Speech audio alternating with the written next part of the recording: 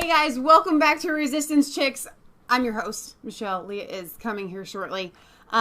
Today is the 22nd of July, 2018. It's a Sunday. You are here because we do European and UK news every Sunday at 1 p.m. roughly Eastern Standard Time. So we have a lot to bring you. If you saw the title, then you already know we're going to talk about, I should not have Leah's messenger up in the background. That's not good. We're going to talk about the Tommy trial update. We're going to talk about Julian Assange possibly being removed from the Ecuadorian embassy and so much more for your regular European and UK news. But to start off with, we're going to go to, without further ado, let them explain it better than we can. So, let me switch over here. Switch you guys over so you can see it. And I hope you're having a wonderful Sunday so far. All right. This is Ezra Levant with Rebel.media. I am at the Royal Courts of Justice in London, where the morning's proceedings have just concluded in the appeal of Tommy Robinson. What's new today is that it's not just an appeal of the sentence, it's an appeal of the conviction and an appeal of his case in Canterbury. For Canadians and Americans, and I know there's supporters of Tommy all around the world, before I ask you about what we saw this morning, tell me why you think an American should care about someone in London named Tommy Robinson. Well, I mean, I think this is a pretty shocking case that's happened to Tommy all around. Like, nothing that happened to Tommy could have happened in the United States legal system. He couldn't have been thrown in jail for reporting on a trial. The First Amendment protects reporting, and the sort of broad reporting restrictions that were put in place by this judge would have been totally illegal. Similarly, he couldn't have been thrown in jail for 10 months without a trial. The American system says anything more than 6 months requires a jury trial, even if it's contempt of court. And the summary procedure in this case would also be offensive to the American court system, where he was picked up and thrown in jail on the same day for up to 10 months. So I see it as a sense of why is the UK like this, and what are the differences in American and UK law that allow UK judges to wield so much power. Yeah, those are excellent points, and it's a good reminder of the importance of the First Amendment. One of the things that we heard in some detail from Tommy's barrister, Jeremy Dean, QC, was Tommy's mistreatment in the prison itself. How he's in solitary confinement, denied the right to, let's say, go to church. How he's only allowed half an hour in the prison yard. How his meetings with lawyers have been canceled or cut short. Really atrocious conduct. I don't see Amnesty International or Reporters Without Borders here. Would the ACLU take this case in the U.S.? Would anyone who cares about prisoners' rights take this case in the U.S.? Well, I mean, 2 years ago, I certainly would have said yes. And in the last 2 years, though, the ACLU has not shown a solid commitment to freedom of speech if the speaker is not someone they approve of. There's some very profound questions about whether justice has even remotely been done so far in this case, procedurally. I think you're right. What came clear to me is just how hard Tommy's sentence has been. Solitary confinement, 2 full months. The proceedings are not done. We've just had a few hours, but the sense I'm getting from looking at the judges, there's a three-judge panel. I think Dame McGowan, one of the judges, her intervention seemed critical of Tommy, but that doesn't necessarily mean anything. The Chief Justice themselves, his interventions always seem sympathetic to Tommy. I'm going to go out on a limb and make a prediction, because that's what pundits do. I don't know if they're going to overturn the conviction in Canterbury last year. I doubt they will. They may overturn the conviction in Leeds.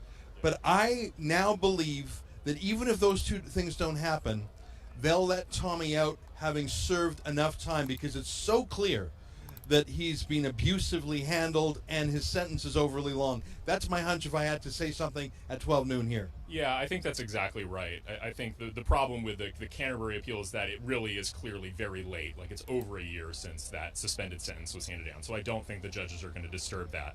But I think you're right. I think they're going to see the fundamental injustice in the way that Tommy was dealt with at the Leeds Crown Court. And I think they'll either quash that sentence or substantially reduce it. Well, Will, it's nice to meet you finally. I follow you on Twitter, and you're a lawyer from America with an American sensibility of freedom. It's great to have a dose of that here in the UK. Absolutely. Thanks for having me. All right, there you have it. Will Chamberlain, formerly a lawyer with the... All right, so I asked you guys in the chat if you were buffering. I've got responses from other people. Yes, it's buffering. No, it's not buffering. I tried to change the resolution. It will not change. But it's telling me now on YouTube that the stream is doing better. It tells me, literally it has stream health. And it's either red and it's really bad or it's green and it's okay. So it's telling me that the stream health is better. So hopefully, I guess I can switch this over. I had you guys up on the chat on my phone. Hopefully it's better so now. I started following Will Chamberlain on Twitter. He is a good Trump supporter. If you want to follow somebody on Twitter, follow Will Chamberlain. He puts a lot of great analysis out there. He did a really good live Periscope the other day on Donald Trump, and because he is a lawyer, he kind of he knows his stuff, so it's really fun to watch him. But he's such a real deal kind of guy. So check him out. He's based in D.C. in the swamp, so I don't know how somebody cannot be affected by it, but praise God there are some people out there. This is the video that Ezra made at the end. That was a video that was made in the middle of the trial. So what I've been seeing all over Twitter from the left is that Tommy pled guilty, so he's guilty. Why are we even talking about this? Right. Tommy didn't plead guilty. He wasn't even given a chance to even know what his conviction was. What was he in contempt of court for? Right. The lawyers couldn't meet with him. The lawyers would sit there forever trying to wait for them to bring Tommy out. Yes, he's in confinement for his own safety. He was actually sent, somehow a threat got to him with his wife's name on it, even in confinement. A death threat from a Muslim. So this is real. This is a real deal. And the judges, from what Ezra was able to live tweet what was going on in the courtroom. And like I said before on Friday, the judges that he was before are like the Supreme Court of England, which is kind of crazy, but hopefully they will be moved with a sense of justice and what this would mean for others who are held in contempt of court. What Ezra was saying was that there's a difference between a civil violation and a criminal violation. Right. And he was sentenced under a criminal violation, but contempt of court is a civil violation. So 2 months of prison for a criminal violation would be like equal to 4 months for a civil violation. Okay? When you're held in contempt of court, that doesn't mean you're a criminal. Right. And that's what people don't understand. Right. It's not a crime per se. You know, Right. contempt of court you can go to jail for it, right? Right. But it doesn't mean you actively committed a crime.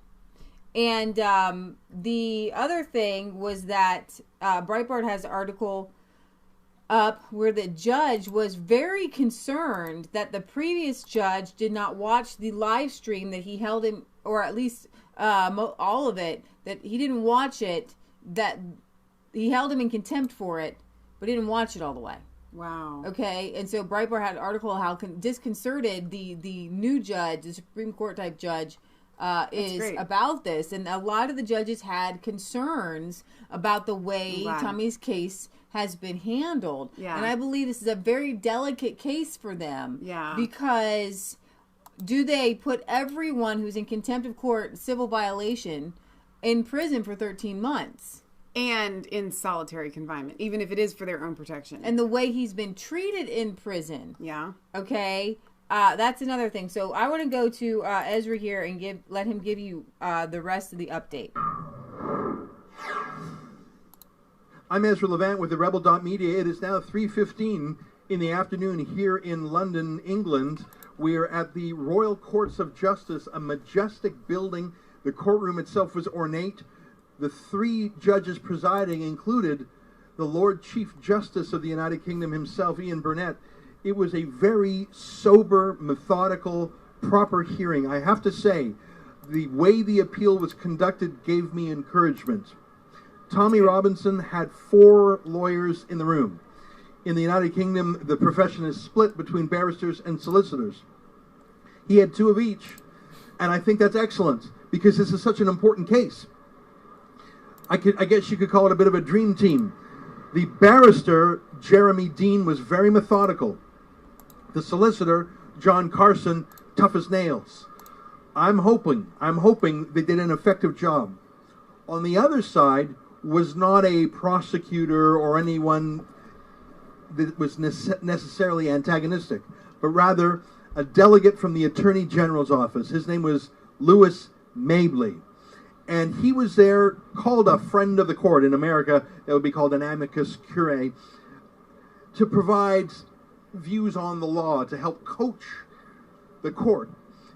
I think in some respects he was antagonistic to Tommy, but he wasn't viscerally so. I didn't think he went too far. I think if I had to read the tea leaves, I'd say the Lord Chief Justice himself seemed sympathetic to Tommy. He really honed in on the strengths of Tommy's appeal, and he pointed out some of the weaknesses in the counter-arguments by Mr. Mabley. So I found that very encouraging. Yeah. There were two secondary or associate justices. They were less voluble than the Chief Justice and maybe less supportive. But if I had to tell you my guess, it would be that Tommy Robinson will be released. Now, at the end of today's hearing, we're done, by the way. I thought it might proceed into tomorrow, but we're done. The judges said, the Chief Justice himself said, that the three judges want to confer. And given how important this case is, not just for Tommy and his supporters, and not just for the incidents at hand, but the precedent that this will set. I mean, this will create many precedents. How journalists can treat trials, how contempt of court is handled procedurally, the kind of punishments that can be meted out to a contemner. That's a word I learned today. That's someone in contempt. So there's so much law that will be created. In any given trial, the precedent that's set is not necessarily strong, but when you have the Lord Chief Justice himself with two associate judges weighing in on a case as political as this, it will cast a shadow for decades to come of precedent. So it is wise and thoughtful for the Chief Justice to say, give us some time to write this properly. Of course it is. But what troubled me somewhat is that the Justice said, we might need the end of July. Well, that's a long time for Tommy Robinson to have to continue to rot in solitary confinement. I might have thought that the judges would have granted him bail while they take their sweet time in writing the appeal. That did not happen. Now, that said, the judges could return any time. They could come back tomorrow. I don't think they will. But when they say they want the rest of July, that doesn't mean they need to take the rest of July. I think that Tommy will get out of prison. His lawyers asked for everything. They asked for, they criticized the length of the sentence, but they also criticized his convictions, not just the one in Leeds in May, but the one in Canterbury last year, if you recall. Wow. That's quite a dramatic reach. But when you throw everything at the wall, something might stick. And I think Tommy just needs one of those things to stick, and he's out. Right. If he appeals the sentence and the judges say, yeah, that's too long, he's out. If he gets the Leeds conviction quashed, he's out, because he's already served so much time. If he gets the Canterbury matter quashed, well, then surely the Leeds matter will be quashed too. I think Tommy may win one or two out of these three things and be set free. It was an education for me as a Canadian to see how the British system works. Earlier today we spoke to Will Chamberlain, an American attorney. He was flabbergasted not only by the procedure but by the lack of First Amendment freedom of speech. And I have to agree with him. The idea that a political journalist would be imprisoned for 13 months for reporting outside a rape gang trial is shocking, and it should shock Brits. I don't know if it has. I think too many... I don't think that it sinks in. Like, all the Brits think is he broke the law, put him in jail. But, like, you don't jail journalists. That's what the First Amendment is all about. Right. You can't jail journalists. That's the whole point. Like, the freedom of speech is not for porn. Okay? It's not actually to go swearing and doing all kinds of crazy things that you want. That was actually designed. Right. Okay, we weren't going to original intent, right? Original intent was, listen, you are allowed to criticize your government. Mm-hmm. You're allowed to report on things. It was for the press. Yeah. The freedom of speech was for the press. Right. And I have to tell you, even during the founding of our country, The press was brutal. More brutal than we could even imagine. Go back and look at some of the articles. They all would have been thrown in jail in Jefferson the UK. versus Adams. Right. Thomas Jefferson versus John Adams. They were brutal in their assessments in the newspapers. And accusations. And false accusations and fake news. You want to talk about fake news? Fake news is protected under the First Amendment, okay? Yep. It is totally protected. And I'm going to go into the next story where the UK is actually pouncing on fake news. They're going to decide what is government-approved news and what could possibly be fake news. Right. That is diabolical. It is complete opposite of... It's this evil form of pouncing on your freedom of speech.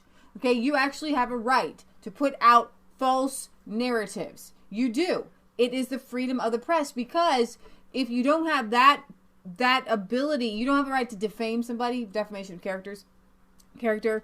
But if you don't have the freedom to print something that may actually not be true, who's the arbiter of truth? Right. How do you, and under the UK right now, they've got like 1,000 people or whatever being arbiters of truth, and only under a socialist regime could you even hire people. That's another reason why you have freedom of speech. You can't hire people to police stories. Right. So I'm going to play a couple minutes here of Ezra here. Many Brits have passively accepted the Orwellian present in which they live. But I would say today was an excellent day. As you can see behind me, there's still lingering crowds of Free Tommy activists. Many of them have been here since 8, 9 in the morning. That's when I first saw them. They're still commiserating with each other, sharing stories. I suppose taking strength from the fact that there are other Tommy supporters out there. If you were to look at the mainstream media, you would think the whole world despises Tommy Robinson. I think that's not true. Just the opinion elites despise him. I've been making a point of taking the black traditional taxi cabs and gently raising the issue of Tommy Robinson with cab drivers. And once they know I'm not sort of hunting them for a politically correct gotcha moment, they open up.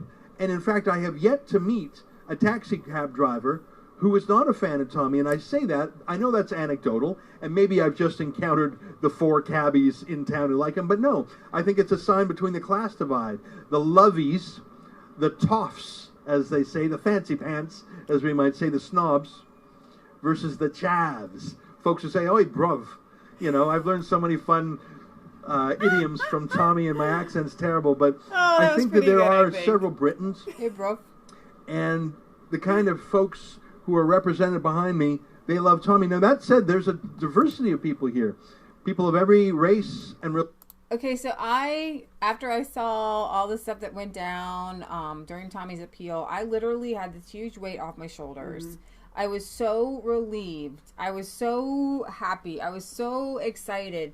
We have right now in today's society, which is absolutely, it's so crazy. It's kind of funny. We have to laugh that the 2 main stories that we're covering today are freedom of speech. Like, seriously, in the 70s, we had Larry Flynt here in Cincinnati trying to open up Hustler, which was hardcore porn, and the ACLU was on the doorsteps of the courts here and demanding that Larry Flynt will be allowed to hustle his Hustler. Right. They talked about how freedom of speech is important and the fundamental to American values and to world peace and all these things. And the left is constantly, like, they got this perverted Guardian of the Galaxy guy, and they want him to have the freedom of speech to give child porn tweets, right? But Julian Assange publishes government corruption documents, and the whole world wants to lock him up.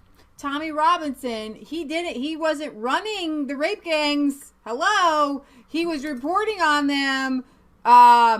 There's a difference. It's absolutely crazy in America. We need to have this totally like locked down. In America, you don't go to prison for reporting on anything. Well, and Maxine in the Facebook Live chat had said, but the UK doesn't have a First Amendment. You were going on and on and on about all these things, these great things about the First Amendment, and they do not apply in the UK. But they do in the UK have this idea of freedom of speech. Right. Okay? And how everybody can be homosexual and everybody can be transgender and you can't judge anybody and your speech is totally sacred. Yes. To be able to say whatever you want. I mean, the foulest things come out of the people in the UK. It's like every word is a cuss word with some of these people, even the people I love. Right. Right? But that's protected speech. Right? Right. But when you're reporting on something that needs to be reported on, like Will Chamberlain said, this should not be a thing in the United States. I don't understand this. Yet. And the fact that in the UK, they pride themselves on being a bastion of freedom and democracy and having freedom of speech. Right. They pride themselves on that. They don't necessarily have a First Amendment. Right. But they have this underlying pride, and we have freedom of speech, and you can say what you want, and you can have affairs, and you can do whatever you want in the UK. You can do what you want. You can't own guns, and you can't speak. It's so absolutely crazy. Hang on. Britt Baza says, in the Bill of Rights, freedom of speech is written into the Bill of Rights in 1689. So we do have a freedom of speech, but the UK government are ignoring it. Thank you very much. All right, so Ben Garrison has a cartoon. And Alan Campbell says England has that tradition of free speech. Exactly. Thank you. So Ben Garrison did a cartoon for Tommy today.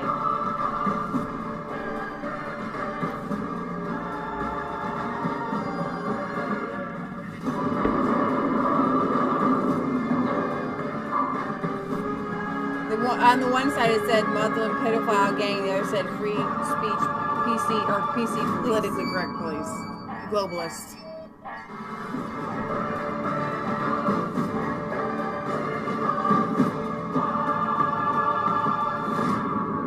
Wow. Good job, Ben. Thank you, Ben Garrison, for that. That's really awesome.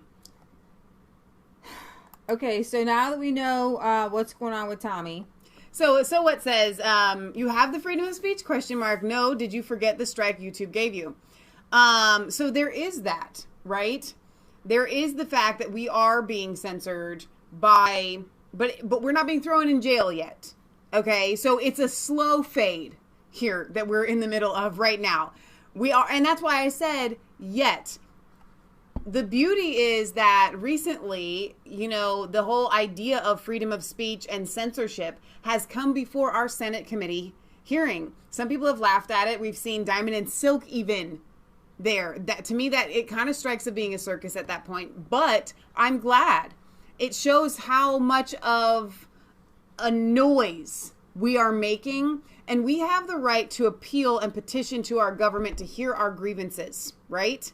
And that's what they are doing with these Senate committee hearings on the freedom of speech. And so there are people, even on the left, that are going, wait a minute, you can't just arbitrarily censor people. And so there are two different things that we have at play here. We have YouTube being allowed to censor people in the UK. And then we have the government being allowed to censor people in the UK. And there is a lesser of two evils, obviously. It's far better to have YouTube or Twitter or Facebook say you can't say what you want to say than it is to be thrown into solitary confinement.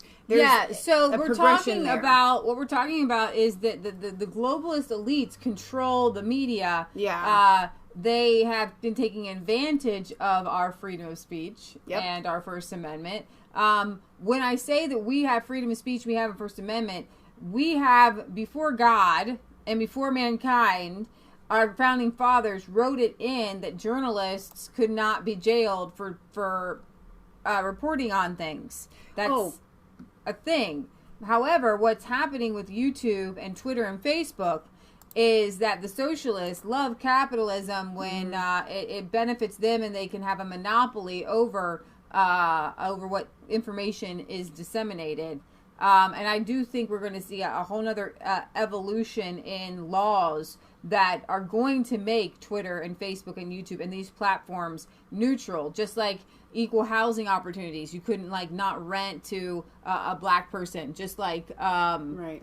you had the monopolies broken up with telephone companies, and like the government, kind of had to get in there with different giant things that everybody needs, utilities, right? To kind of regulate them so you couldn't jack up electric prices on people or things like that. So Facebook has become a utility where I think they want to say, I can't imagine, the numbers are not off the top of my head, the amount of advertising that goes through Facebook. Yeah.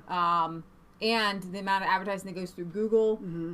They have become a monopoly for people to be able to share ideas and their business. Yeah, right. So somehow that's going to have to be regulated. Yeah. And as a libertarian, you say, well, we don't believe in necessarily regulation, but we also are very anti-monopoly. You can't have a monopoly on some sort of industry that people need. Right. Go ahead. So before we move on here, and I know that some of you may think, hang on, wait a minute, that's not part of UK news, but it actually is.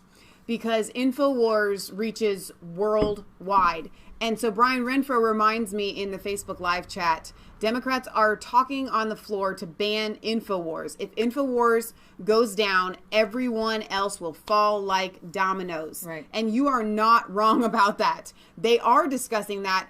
And we covered this a little bit last, I think even on Friday we talked about it. But they're when they had that kind of committee, they were asking, like, wait a minute, why haven't you? They were asking Facebook, why have you not yet banned InfoWars? And it's kind of this like, well, we would, but, and if that but is overruled or superseded, then it's back to, well, we will. But don't worry, guys, because there's precedence in this country, and what happens in America will be a candle for the rest of the world. Right. We have precedence because we have God. They are not going to, I do not believe, and this is a prediction, I don't believe that they're going to be allowed to ban InfoWars from Facebook. No, because we keep fighting back. And like I told you before about John Quincy Adams had a gag order in our House of Representatives that he couldn't talk about slavery. And he found ways around it until he, at the very end of his life, the entire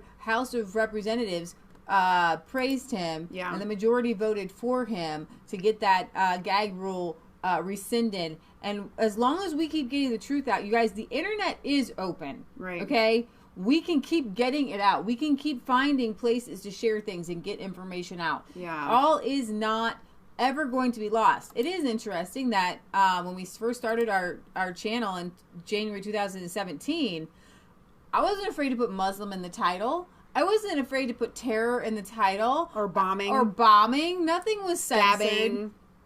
And the fact that they are Shooting. trying to censor all that stuff and censor what we say shows that we're actually making a dent. You guys, I'm sorry. If they weren't like attacking us, then, the dents that the dam is broken is what I'm trying to say. It's a good thing. It's not a good thing that's happening, but it's a good thing because it's like the infection is finally come to the surface. So here we go. New British Information Unit fighting alternative news, promoting government-approved facts. Wow. The British government has a new unit fighting alternative news websites, driving their stories down in search engine results and pushing the government narrative to the top. Civil servant and government communication boss Alex Aiken said the Cabinet's Office new Rapid Response Unit, the RRU, has begun a pilot. It is not a fake news unit, as it was dubbed when first reported in April. In a blog post, he described how the taxpayer-funded unit monitors news and information being shared and engaged with online. I thought that, like, the relationships that you have with people are between you and them. Apparently not. You know what I mean? Like, don't get in people's bedrooms, and you don't monitor what people are engaging with people on. That's a personal Can we just for choice. 1 second, and I wish that I had the ability to do this, right? To create some sort of cartoon, and I don't know, maybe I could get enough people to literally do a real life depiction of what this is in real life. So you have a room full of people, right, and all of a sudden we're talking about Free Tommy or something like that, and we're having a conversation, and then all of a sudden we've got the where's my whistle thing in the you've got the where is my whistle? Okay, so then all of a sudden you're talking, flag. and then they come in. No talking about free Tommy! We won't stand you talking! You're going to jail if you do not stop it! We're taking you, you're going to jail! It's actually more than that. Do you want to hear that? No. They go, now, what did you say about Tommy? Oh, that fact is wrong. Let me give you the real facts. And they start handing you the. Oh, did Tommy really get in contempt of court? Or was he fighting for free speech, or did he really break the law? Let me share with you what is really true. And you and I are having a conversation. And every time we say something like, Tommy's a journalist. Right. Fake news. We don't believe Tommy is a journalist. But if it continues on, then they are going to haul you off to jail. If you do not stop, you'll be going to jail. That's exactly what it's coming to. So we need to do some sort of real life. I don't have enough friends that would do this. That one lady who did the millennial thing, she should do that. That little funny lady in Britain that did the millennial round table. Oh, yeah. No, that would be absolutely hilarious. I hope somebody does it, because that's what this is. That's in real conversation, somebody coming up and saying, you cannot engage and talk about these things without somebody interrupting you every 5 seconds and saying, facts. that's fake news. That's fake news. The government does not approve that. It is not a fact. You cannot speak it if it is not a fact. Next thing you know, you're going to be saying, oh, you look so good in that sweater. And they're going to bring their whistle. Fake news, that sweater is way outdated and you look too fat. You definitely needed that. In a blog post, he described how the taxpayer-funded unit monitors news and information being shared and engaged with online and seeks to literally go in and tackle those narratives from outside the mainstream media. So now we need, and I hope it's a female Bobby that comes in and literally tackles somebody in this cartoon, or not cartoon, but real life thing. Fake news, George Soros is not deep state. Fake news, there is no deep state. But literally like clobbering and running and like tackling someone. Somebody do this, please. It has to be done. There's then the question of how we respond to public debate online. Newsflash, ain't none of your business, chap. It's none of your business to respond. Who made you God? Who made you parent over everyone? Oh, there's little Tommy and little Susie, and they're 3 years old, and they're talking. Oh, Tommy, what are you saying to Susie? Oh no, crickets don't really play the violin with their legs. I don't know. I'm drawing here to try to see what parents would do to respond to children. Revealing the government will seek to hide news it does not like rather than use rebuttal. The unit's round-the-clock monitoring service has identified several stories of concern during the pilot, he explained. Claiming this should be our main story. Claiming the unit identified that a number of false narratives from alternative news sources were gaining traction online. I'm sure they didn't like the Hillary Clinton Foundation was messing over Haiti. That would probably be scrubbed right there. These alt news sources are biased and rely on sensationalism rather than facts to pique readers' interests. Oh, really? Is that quite true? Quite true. In response, the unit drove the alt news stories down search engine results and pushed the government factual information to the very top. Tippy top. Describing a specific example, he explained how the government had sought to downplay a crime wave sweeping the UK and the rising murder rate in London. In early April, a number of articles from the US and the UK outlets reported on murder rates in London outstripping New York for the first time based on the selective use of data. Sensationalist in nature. These stories quickly spread via social media, which was then spotted by the RRU monitoring. Where's your whistle? Well, you can have it. You need a better hat. London is a cesspool. No, it's not. It's a beautiful, beautiful place. It's a beautiful place. We love London. We love it. It's at least for this whole segment, you have to wear that hat. Completely safe to be in. Which was then spotted by the RRU monitoring system. Action needed to be taken to prevent panic and provide reassurance in the face of these alarmist news stories. The unit activated social media content which helped to rebalance the narrative. Comrade, we sent you to a training camp. And reassure those who were most engaged in the topic. Guess what? The rest of us were not convinced of your reassurances. Thank you very much.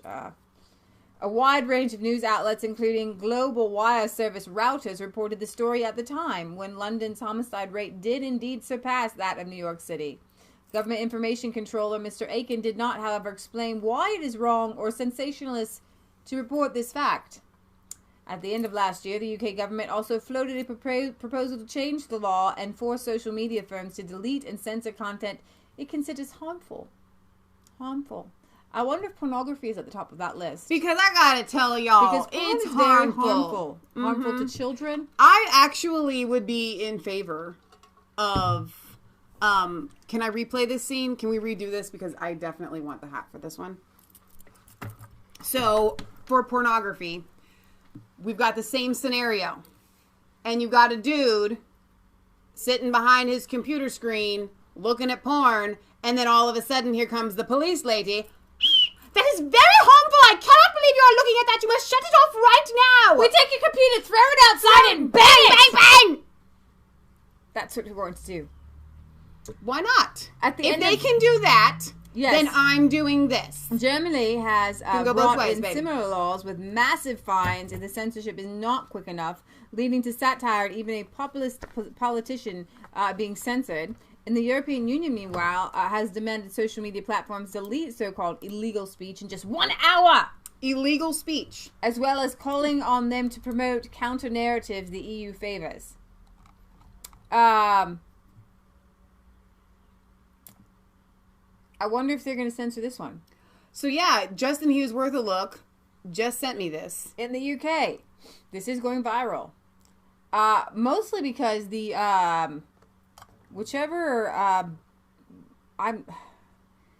police station these people are in tweeted out and asked for help to find them. Okay. Wow. So these guys right here. UK, acid thrown on a 3-year-old boy in a deliberate attack. Police are seeking 3 men who may have information about a shocking acid attack on a 3-year-old boy in Worcestershire, England. The toddler was targeted at 2:15 in a home bargain store on I Shrub bet it's just Hill pronounced Retail. Worcester. Okay. Retail Park, Tallow Hill, on Saturday, July 21st, according to the West Mercia police statement. At this time, we are treating this as a deliberate attack on a 3-year-old boy. Confirmed the Chief Superintendent, Mark Travis. The incident will rightly shock the local community, and I would like to reassure local people that we are carrying out a thorough investigation to identify those responsible. At this time, the motive for the attack is unclear. Officers are working hard to establish exactly what happened and what substance was involved. The 3 men in the photo may have information vital to our investigation. I'm sure someone will recognize them, and I urge anyone with information to contact us as a matter of urgency. The boy was taken to the hospital with severe burns to his arms and to his face. It should be noted that the police have not officially named the men pictured as suspects. For now, only stating that they would like to speak with them, as they may have information vital to the investigation. The unnamed 39-year-old from Wolverhampton, once the constituency of the late anti-mass migration campaigner Enoch Powell, has already been arrested on suspicion of conspiracy to commit grievous bodily harm in connection with the attack. Crimes of this kind used to be incredibly rare in Britain, but have become a huge problem in recent years, police admitting that the country has become a global capital for the crime, with one of the highest rates of recorded acid and corrosive substance attacks per capita in the world, and rising at the end of 2017. The issue is particularly pronounced in London under Sadiq Khan. And so this is not fake news. The acid attacks is not fake news. It's very real news. So and, I want to kind of, I don't know. So I want a disclaimer. I have no idea. This article doesn't say. I don't know what the motivation could be. Well, ever. Islam is the only that I know has this acid attack mentality. Right, but I'm just mean like in a specific case, right? I get it. We see the women that have the acid attacks. They have done something that the husband, the father, the brother, the whatever doesn't like. Boom, acid attack.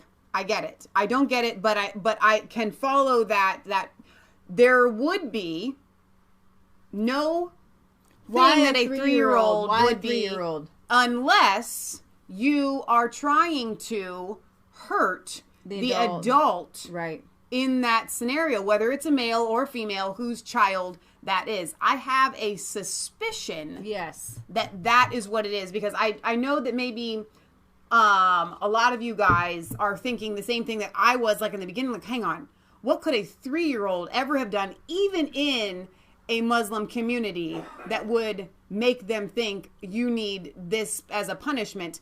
I really, in all honesty, don't think that there is one. I don't. I would be really shocked if this wasn't a target at the parent and the family. Yeah, I of think this child. I'm going with you 100% on that. Could be an ex-husband, ex-boyfriend, and that's attack the wife or the girlfriend or whatever. So I wonder if the RRU or whatever is going to knock this article out of the search engine. England knife, gun, rape attacks, and homicide continue on their rapid rise. The top place you don't want to be. High harm, violent offences involving weapons are soaring in England and Wales as a crime wave continues, with knife and gun crime as well as homicide shooting up. Meanwhile, police also recorded 31% more rapes, up to 53,977. Now, I want you guys to understand.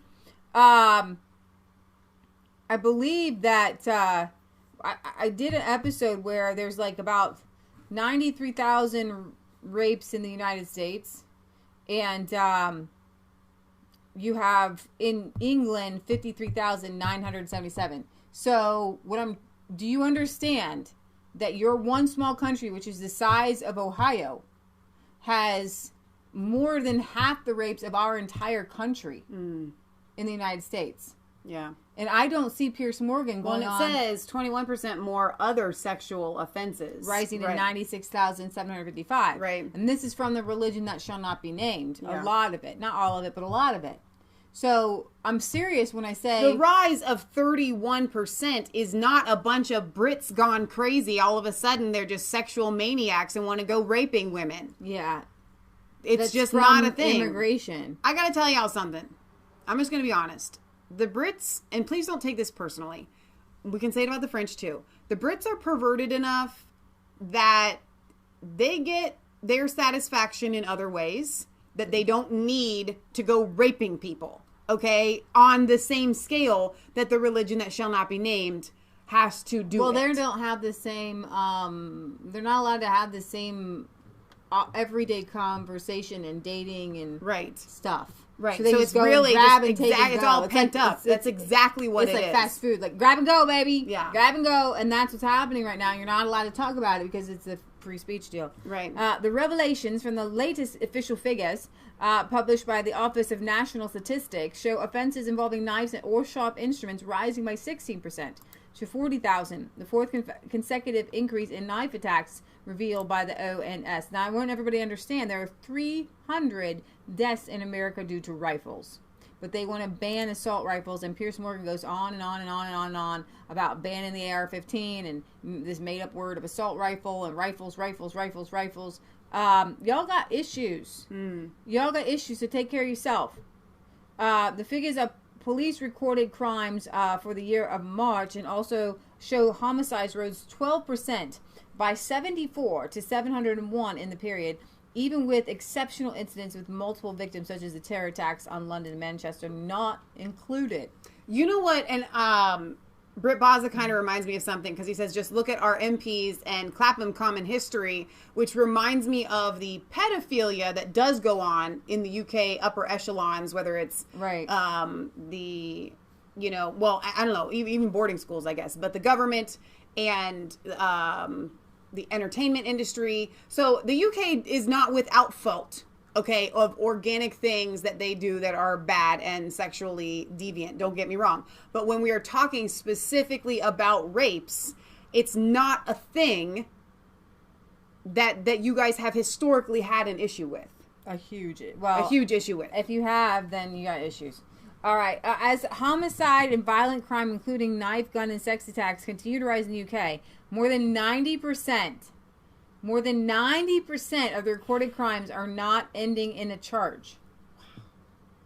That means that these are probably repeat offenders, which is why you're having all these offenses, because they literally will take Tommy and pick him up in 5 hours and throw his little tushy in jail. 5 hours. I'm gonna tell y'all something right here. But if 90% justice of system real criminals don't go to jail. As swift as it was with Tommy, with all of these other cases, you wouldn't have these kind of numbers with attacks and rape cases. It would be nipped in the bud. No, boom. You no. had an attack, 5 hours. You are in jail for 13 months. You are in jail, whatever. Bum, bum, Solitary bum, bum, bum. confinement, 23 hours a day. Boom. So you guys actually have a really great plan. This is a good idea. Go ahead. Carry on. You know what? If people like Tommy get swept up in the midst of it, that's fine. At least we're stopping the rapes and we're stopping. I'm just kidding. But seriously, the UK says if the UK justice system can be that swift, there shouldn't be a long line of trails of things just waiting to go to trial. We could speed this up here a little bit. In fact, the proportion of crimes resulting in a charge or summons fell by 2% percentage points in a year, continuing downward trend from a high of 15% in 2015.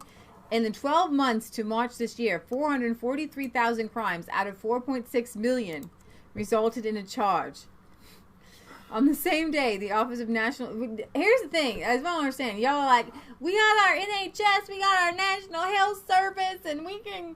You know what? Half y'all people won't need to go to the NHS if you stop the criminals from violently attacking people. You know what I'm saying? Get rid of the NHS and fund your police now. Forget it. You know what I'm saying? Fund your police. That's what taxes... Here's the thing. Our founding fathers were like, listen, we're going to band together. We're going to protect our property from outside people. We're going to protect our lives and our liberty from outside people. And so we're going to on a small scale, tax people for protection. On a very small scale, okay? Right. To protect us. Get that sheriff in town, right? Mm-hmm. That's what you got to do to protect yourself from criminals. Right. But y'all... You just run around with your little batons or something, chasing people down and be like, oh, listen, I got a lunch break. I mean, seriously, this is absolutely insane. Your mind cannot fathom 443,000 crimes out of 4.6 resulting in a charge. Right. I can't fathom that. That shows me that the government is complicit in all of these crimes. Okay, so I just have to read this comment just because nobody said it quite like this, but... Redneck Survivalist, you were talking about the assault rifles. And he says, there are no assault rifles. Assault is an action, not an item. Thank you. Thank you for that. That's quotable. That should be in a thing. So it's the fourth consecutive rise in violent crime. Knife crime particularly is the problem. No more Julia Childs cutting up vegetables anymore. Rising more than 30%, and the homicide rate did overtake New York City earlier this year. Okay, it did. It was a real thing. Despite this last month, it was reported that the police in the city solves just 1 in 10 knife robberies. Wow. So I guess if you want to, it goes to show you that you got a good chance of getting away with a crime in the UK. Brian Renfro said, I'm sorry, that was another comment. Storm Bear says, the problem in the UK is they hide everything. The nightlife club scene is riddled with drugs. Hookers, the male Muslims are the biggest customers. The UK government turns a blind eye as long as the money flows. Mm. Okay, so, yeah. Britt Baza says, police do not investigate burglaries or mobile phones or gadget theft. They don't investigate street robbery now, and moped crime is up 397% in London alone. Wow, this is absolutely crazy. One more story here from the UK. UKIP slams two-faced Tory leadsome for backing betrayal Brexit deal she, quote, hates. UKIP's leader has slammed the Tory House of Commons leader Andrea Leadsom as two-faced after leaks revealed she secretly hates Theresa May's soft Brexit plan and thinks it betrays the EU referendum result. Not only has the key figure in the official Brexit campaign not resigned from the cabinet, unlike Brexit Secretary David Davis and Foreign Secretary Boris Johnson, but she has proceeded to defend and promote the plan to the British public. How can Andrea Leadsom look at herself in the mirror, let alone toward the 17.4 million who voted leave, said Gerard Batten. She knows that the Prime Minister's plan is a betrayal of Brexit. However, she chooses her career over her conscience and over the hopes of a betrayed nation. It just underlines the old adage, you should never trust a Tory, particularly over Brexit. Mrs. May's checkers plan for a soft Brexit will keep the United Kingdom tied to all EU goods rules, severely limiting the nation's ability to control trade policy, and reports suggest she could retreat on migration, allowing free movement by another name. Okay, just put another name on it. Right. Leaked minutes from the Chequers meeting seen by the Times reveal Mrs. Leadsom accused the majority of her cabinet colleagues and other officials of arrogance during the debate and claimed they had Remainer tendencies. According to the newspaper, she also slammed Chancellor of the Exchequer, Philip Remainer Phil Hammond's Treasury for its record on economic forecasting after it was accused of reviving Project FIA. The revelations dramatically contrast with Mrs. Leadsom's public statements, with her tweeting that Mrs. May's proposals are good for the UK. She also wrote in the Sunday Express, this is an offer the EU must not refuse, which the country must also get behind. 3 days later, after the summit, she said in an interview, Theresa is absolutely sticking to delivering the will of the people. Yet the leaked minutes reveal she privately feels quite differently. Wow. The leader of the House of Commons said that she hated the proposal and regarded it as a breaching of the government's red lines and of not being true to the 17.4 million people who had voted Brexit. Those people had known what they were voting for, and the government could not just congratulate itself on knowing better than them. In her view, the majority of both ministers and civil servants had Remainer tendencies, and what came with that was an arrogance that they knew better. She also claimed it did not look like a government trying to get the best deal it could, and argued that the government was on a slippery slope as the EU would simply demand more concessions. True. And on the Treasury and Philip Hammond, the minutes were scathing. The leader of the House said that the economic forecasts were only ever as good as the factors that were used in them, and she would wager a large sum that the Chancellor's numbers were wrong. Wow. And you know, they make a good point there. I was talking on the phone today to a good friend of mine, and we were talking about how there are certain people in life who, once you give in to them once, like, okay, fine, listen, I will apologize. I didn't do this thing wrong, but you're upset. I'll come and I will apologize, whatever.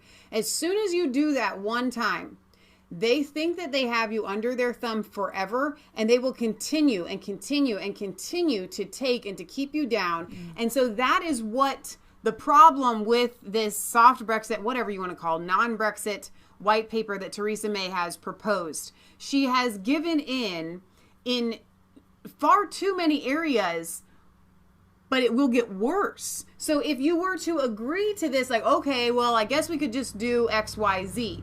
If you agree to that, then they are just going to continue and continue and continue, and they're going to see it as a submission, and you are still under their thumb, and it's a non-Brexit.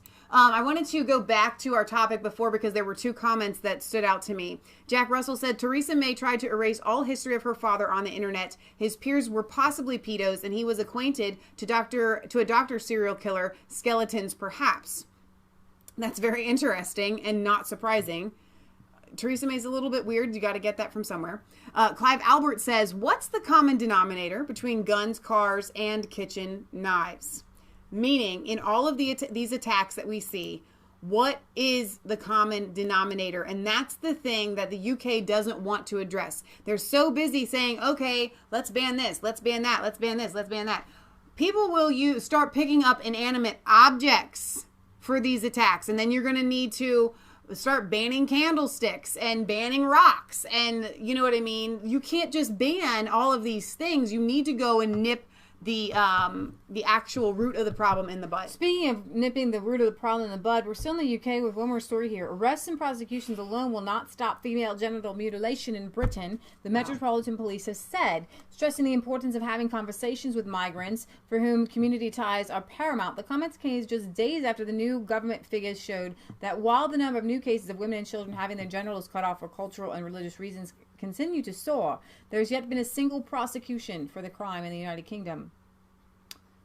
But Tommy Robinson is in jail for 13 months. You can cut off a little girl's genitals and not go to prison. But you report on a Muslim rape gang and you go to prison for 13 months solitary confinement. That's a complete opposite of justice. Like, literally. I know. He said that securing a prosecution would be symbolic, but argued authorities would not be able to arrest our way out of the problem. He spoke at the National FGM Senate's annual conference and said there was a number of challenges to securing the convictions. He said there's barriers. Children are unlikely to tell their parents, children too young to remember, concern regarding immigration status, honor code, unaware of a law, normalization, professionals not sharing information. Those are real, and even if you say them, the fact that the Metropolitan Police puts it out there and then we report on it, we're bigots. We say honor code and we're bigots. They put it out there and they're allowed to say it. Sure. Because they put it out there, but then they squash it right away, right? It's like they start the fire and then they squash it. And then they say securing support for the victim to give evidence against parent. These are the barriers to conviction. Public interest tests. FGM happened prior to arrival in the UK and therefore not an offense in the UK law. Difficult to date scarring. Medically identify certain types of FGM. Challenge to secure admission of guilt. How legislation was framed at time cutting took place. Community pressure and shame. Wow. So other complications Davis outlined in his presentation, including concerns over immigration status, could act as a barrier to reporting of the crime if you're there illegally, right? Like, you know what I mean? And that securing a prosecution can be made more difficult by pressure from the ethnic community of the family involved. Prosecutions do send out a very strong message to communities that it's illegal and that they act as a deterrent. But he says, for me as a police officer, preventing the harm from happening in the first place is the most important thing, and community ties can be thicker than blood. So it is vital that we are in those communities having conversation with them so we can end the practice. And I can see how I've heard of fathers and everything when they've been given pamphlets on it, just break down crying.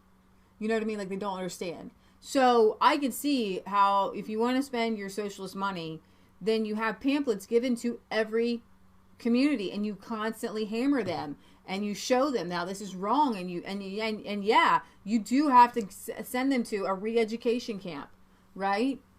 You do. Okay, I'm going to be perfectly honest. We have talked about this. And by that, I mean, sit down with people. We have talked about this several times on our show. At least a dozen times. At least. At length. It had never occurred to me until right now that the fathers might not understand what the procedure was doing and what it entailed and how horrific it was. That had not occurred to me until right now. So that throws another piece on the board game here. So that is, I think that's an excellent idea to put pamphlets out there to educate the families as to why this practice should be banned. I mean, it's a no-brainer for those of us that are unbrainwashed. Right. Right? So also, this week it was kind of big news. A girl died in Somalia, and it became big news from the FGM. But you also have the Somali community, which is where it's like 99% of girls from Somalia have been female genitally mutilated. A lot of these women are upset, they feel stigmatized. This says women from Wales Somali community said that they have been persecuted and have called for changes to female genital mutilation rules. Campaigners said FGM no longer happened in Wales, but health workers continue to accuse innocent families. Health workers must report children they think are at risk to social services. The Welsh government said its rules were sensitive to culture, race, and religion. FGM is illegal in the UK.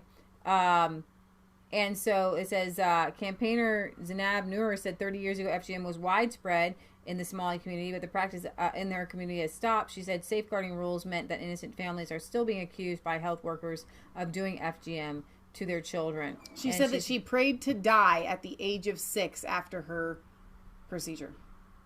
She says we're being stigmatized and racially profiled, but that is actually, I'm sorry, that is a result of this. Seriously, if you're going to root it out, those are stigmatizations that you're going to have to go under. Yes. And it's just the truth. You're going to have to. I wanted to show you this video here. I know that tone of voice. Where I'm not sure. We're going to the Netherlands. Numerous police officers rushed to the scene of a potential kidnapping in the Dutch city of Ulm, Marie. Local broadcaster Omfrey Fleba, I don't know how to say it, reports the alarm was raised when a girl was forced into a car in the city's Haven district. The would-be kidnappers fought with the police upon their arrival at the scene as they intervened. Footage of the incident has gone viral in the Netherlands. The footage shows police officers being attacked by several family members, including a woman in a headscarf. One officer is seen lying on the ground, having been knocked out by one of the family members. 4 persons were arrested and are still in custody. One police officer was transported to the hospital for a head wound. The person recording the footage apparently considers the situation very funny as he laughs at the end. According to the police, it was a family incident. The potential kidnap victim was examined in an ambulance. It's unclear if she had any injuries. So, here we go.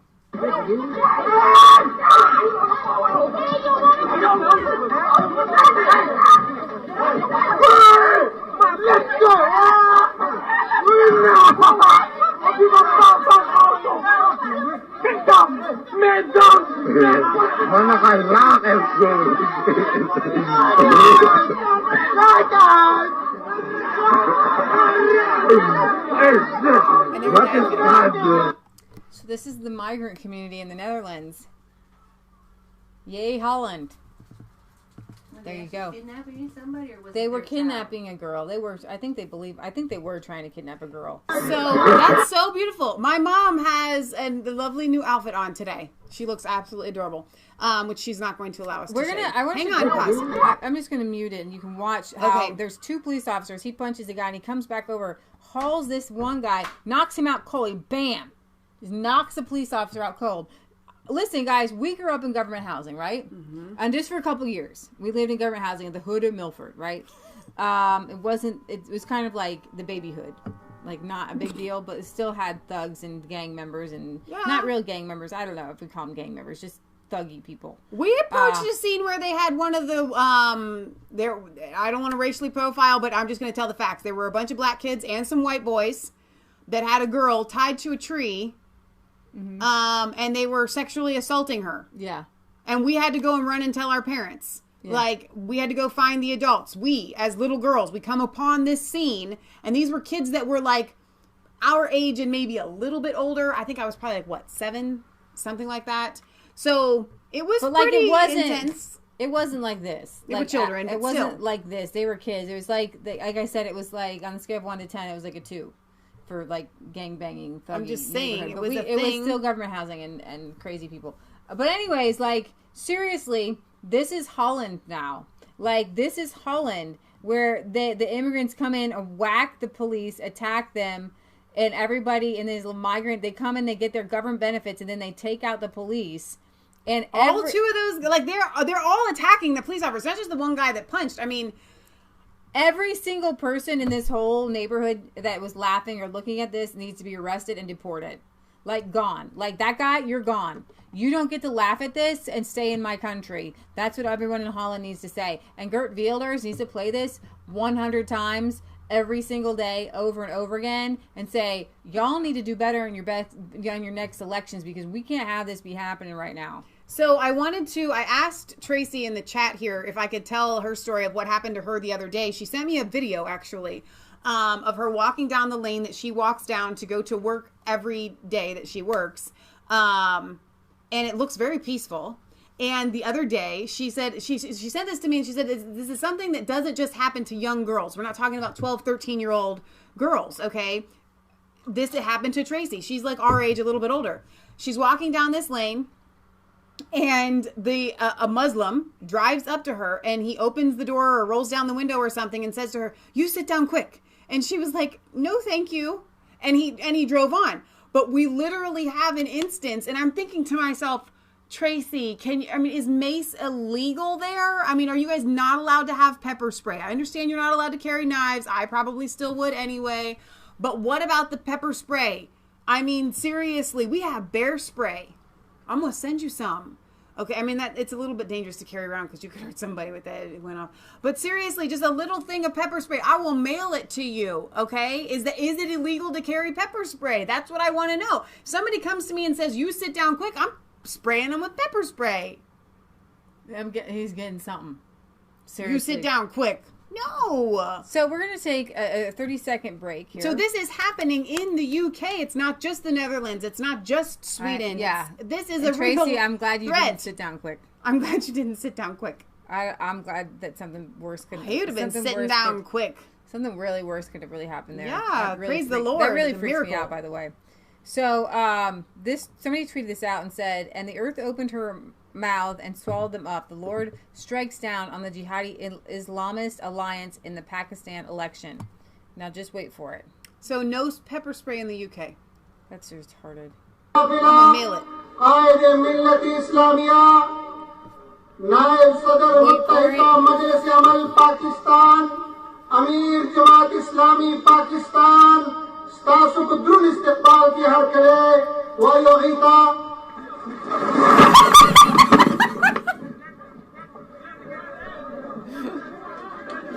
And the Lord struck him down, baby. Get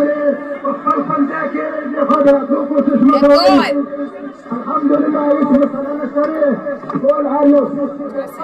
Yeah, I want to see it again. स्तासुक द्रुन इस्तिकबाल की हर करे वायोगीता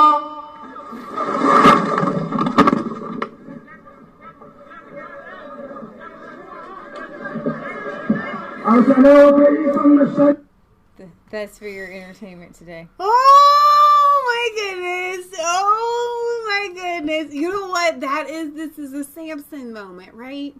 Where Samson is, he's blind at this point and he's got his hands between the pillars and he literally is able to push them down and the whole thing comes down. Oh my gosh. Yep. And St. Mark the Evangelist said the exact same thing. It was Samson, I bet. Yes.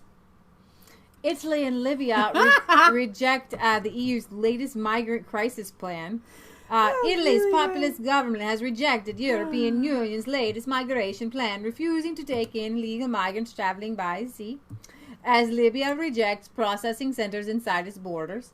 The developments represent a major setback for the bloc, which recently agreed to create disembarkment platforms outside the EU to process migrants after Italy closed its ports to NGO ships ferrying illegal migrants over to the sea. So Italy's like, no, Jack, you're not gonna just process people outside of our country and send them in. Right. Like, that's not gonna happen. Italy does not want to be the only country where migrants disembark, said Enzo Milanzi. We are strictly against Europe officially placing illegal migrants who are no longer wanted in the EU in our country. Egypt, Morocco, and Tanzania have already been asked by the EU to host the centers, and they have to refuse. Egypt, Morocco, and Tanzania have refused. We also want to agree to the deals with EU money about taking in more illegal migrants. So stick to your ground, Italy. I'm really proud of you. All right, so I want to get to a couple more comments here. Lori says, hi from PA. This is on Facebook Live. Twitter locked my account today. They think that I am a Russian robot. No, I am an American. We have to keep speaking up to get the truth out there no matter what. Have a great day and God bless. So they are doing that. They are censoring. They are now saying, oh, you are tweeting out things, hey, the Russians wanted Trump to be elected. So if you want Trump to be elected, you are now a Russian bot. Tallulah Lula, a.k.a. Tracy, who I just mentioned, had this story happen to her. She said, Tabasco is a good idea. I'll put it in my pocket on Tuesday. I think it needs to be in a spray form, though, right? Because I don't think you're, the Tabasco bottles that we have, you'd have to have pretty good aim to get that. You know what I'm saying? It's going to need to be in, a spray bottle or something. But Britt Bosma, I did see in one of the comments, he said that the pepper spray falls under the Firearms Act and is illegal in the UK. That makes me more... They have stripped every possibility of self-defense from you. Your only defense, I think, at this point is to start carrying Drano or toilet bowl cleaner on you at all times and throw acid in their face. Or you could move to Poland. Poland is one of the safest countries in the world. Families can enjoy a peaceful night. There's a picture here of Poland. They are proudly touting the fact that they are a safe country. And I find it absolutely hilarious. Good job. I love it. I absolutely love it. They should. Let's see. St. Mark says, just read this article. TED speaker says, pedophilia is an unchangeable sexual orientation. Anyone could be born that way. Yeah, I haven't really covered that. She made me sick. I don't even want to go there. But yeah, a TED talk is supposed to be all these eye-opening woo things. Paris has actually hired Moroccan police officers to take back control of the migrant ghetto. 4 officers in Morocco are scheduled to help deal with the young criminal migrants. They will be patrolling the Goutte d'Or neighborhood of Paris, where many migrants live openly on the streets, in the hopes to combat their increased problems with violence, drugs, and prostitution. The police from the North African countries support will also include attempts to identify migrants in preparation for deportation to Morocco. Women in the city have complained of harassment by the migrants, with some saying they aren't even allowed into various cafes because they are women. There was a letter signed by some 1,600 residents of this area and other areas heavily populated by young migrants demanding the government deal with the problems. I try to picture what it must be like, right? Because we went downtown a few months ago or whatever, walked around in Fountains, or maybe it was a year ago, I don't know. We walked around and it was really disconcerting to have so many panhandlers come up to you and ask you for money, right? Mm-hmm. But multiply that by 1 million, and you've got all these people literally living in the city, pooping on the streets, peeing on the streets. It's happening in California right now. Well, yeah, that's true. That's true. So I want to get to a couple of these comments while we're on this topic, because everybody has something to say here, and I just think it's fantastic. So Sanhar says, Britt Baza, would a jar of Tabasco count as the pepper spray? So what says, just pack a knife and a baton? Well, they can't pack the knife, but the baton, I think, spray pig's blood. Chris Holman says they wouldn't know that that's what it was. You would have to say, this is pig's blood, and then it could be anything. You throw red, food dye in their face. Kelly says that, hey, carry around cayenne pepper and open blow it in their faces. There you go. That's not a bad idea. Britt Baza, then again, if you saw my face a minute ago, I was really crestfallen. He's like, acid has got its own act also since the rise of acid attack. So you don't sell toilet bowl cleaner, because at that point, what I would be doing is have a grocery bag, right? And have the toilet bowl cleaner in my grocery bag. And then if somebody goes to attack me, you'd be like, I just so happen to have this on hand. Right? I mean, seriously, this is, dress as a man as defense in the UK. I think they're already doing that in Sweden. Learn self-defense. Yes. Dale says, send her a stun gun. That's also, I'm under the Firearm Acts. We cannot do that. Deb Wood says, what about wasp spray? I'm going to guess that's going to fall under the same category as the pepper spray, the wasp spray. But there again, if you're allowed to buy it, put it in a grocery bag. I just so happen to have it. I think is a baton. I mean, I'm going to throw that. Seriously, is that under the, I don't know. I can't imagine literally stripped living in a country where there are times when I might be doing a pet visit late at night and I put on my knife. Now I got a stun gun if I'm feeling really. Who was it that sent us that stun gun? I don't know. Lee doesn't even like it when I get it out to show people, because it's awesome. But I took it with me once or twice. Just having bug the knife spray on. is legal. Okay, so wasp spray is a thing. Maybe we could get a little tiny can of wasp spray, because that stuff is intense. So there's a lot of stuff going on. I guess there's some wildfires in Sweden. Poland sending people to help there. Poison needle. This is so great. Lynx spray. I don't even know what that is.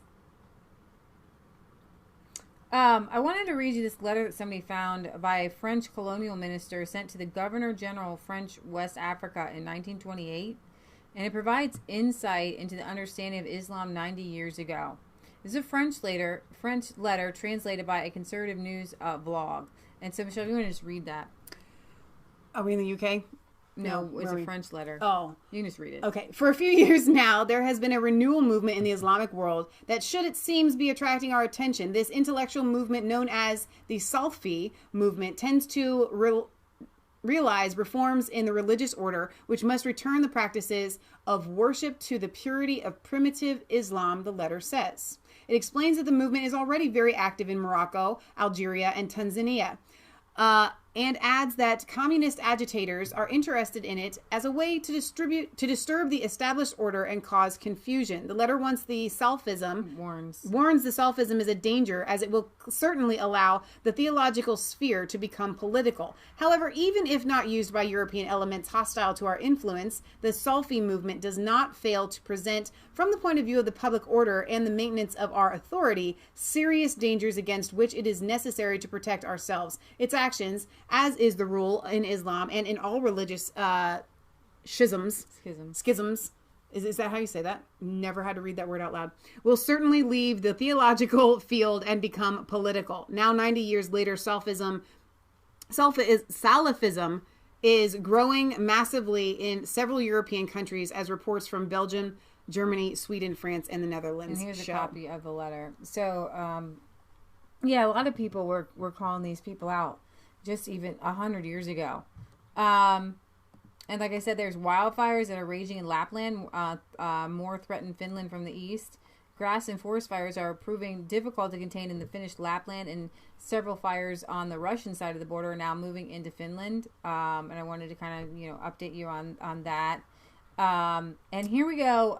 We're going to go here because Julian Assange is in the Ecuadorian embassy inside the UK. He has not been, the charges against him in Sweden were dropped, but he is accused by the UK of going into the Ecuadorian embassy and fleeing justice. So he's been holed up in there. And what? Sorry, these people. I can't. I could read these all day long. You guys are so creative and inventive. Mini pistol-sized flamethrowers, Chris Holman says. Who was it that said, okay, just load some pee in a water pistol? I got a problem with that one. If it leaks, I don't know. But Michelle and I have often said your best defense is to have a dog and carry on dog poo. And that is true, because we walk around with bags of dog poo. I think that's my number one. Ding, ding, ding, ding, ding in the UK. Y'all need a dog.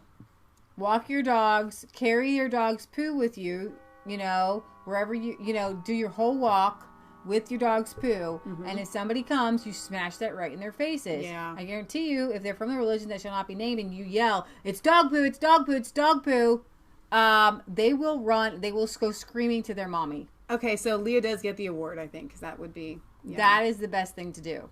I don't think a sword in the cane, like the cane sword things, I don't think that's going to be legal either. On Friday, Ecuador's President Lenin Moreno traveled to London to speak at a 2018 Global Disability Summit due to his being wheelchair bound. It's been revealed, though denied that the actual purpose of the trip was to meet with the British officials to secure an agreement under which Ecuador will withdraw the asylum of WikiLeaks founder Julian Assange, which has been in place since 2012, and hand him over to the British authorities. Furniture has been seen being removed from the Ecuadorian embassy, which could imply the expulsion is thought to be sooner than previously expected. Like, they're taking away... like somebody's couch. I mean, that's kind of crazy. That is weird. Moreno's itinerary also includes a trip to Madrid. Ecuador blocked Assange 3 months ago from accessing the internet, and he hasn't been able to have contact with anyone ever since. The decision was taken to silence him over Spanish anger surrounding his tweets denouncing the human rights abuses over the Catalonian independence. Worldwide support for Mr. Assange has arisen overnight upon news of the potential imminent handover to British authorities. His supporters have a Discord group for volunteers to help in all aspects of fighting for the protection of him, and a petition for Theresa May to stop the eviction and the arrest of Mr. Assange. While it remains unclear what his future is once he's been turned over to the police, one thing is certain. There is an overwhelming number of people who believe this to be a direct attack on the freedom of speech and truth. It is considered far-fetched to even entertain the idea that he would receive a fair trial, especially if charged under the Espionage Act. What does seem clear is this. In the efforts to silence truth at the source, the silencing of a single voice has ultimately awakened others. This is the most obvious and most blatant case of shooting the messenger we've ever seen. It will create a martyr in which ultimately countless will rise up to take the place of each voice silenced. Mrs. Assange, his mom, has been really vocal lately and working with this group that's out there. It's called Unity4J on hashtag Unity4J and hashtag Free Assange. Note to power politically prosecuting my son. WikiLeaks whistleblower docs exposed corruption, but your attempts to silence Julian exposed you and more, and continue to radicalize and unite millions of citizens against you. Careful what you wish for. For what it's worth, the effort to silence truth at the source will ultimately create a martyr. The silencing of a single voice has ultimately awakened 20,000 others, and ultimately we will rise and take the place of each voice silenced for Julian Assange. And our dear lefty friend Caitlin Johnstone wrote an article that says, "Be prepared to shake the earth if Julian Assange is arrested." From the editor-in-chief of RT, we brought you a little bit of this on Friday. My sources tell me that Julian Assange will be handed over to the UK in the next weeks or days. Like never before do I wish my sources are wrong. There is a huge underpinning in the Russian and the RT world of maybe they turn a blind eye to their own corruption, maybe they don't. But they do expose the corruption all around the world, the corruption of George Soros. I love RT for that. Like you may find a whitewashed version of Russians politics, but you're going to find the straight shooting truth on worldwide politics. Today, British Foreign Secretary Jeremy Hunt repeated the old tired canard that WikiLeaks editor-in-chief Julian Assange is free to walk out the doors of the Ecuadorian embassy anytime he wishes, despite the fact that the U.S. government has been increasingly open about its desire to arrest Assange. And I do believe at this point Jeff Sessions is deep state. He has said that he wants to seek prosecution of Julian Assange. And remember that Trump in the beginning was leaning towards, pardoning or giving Julian Assange, clemency or whatever, I don't know.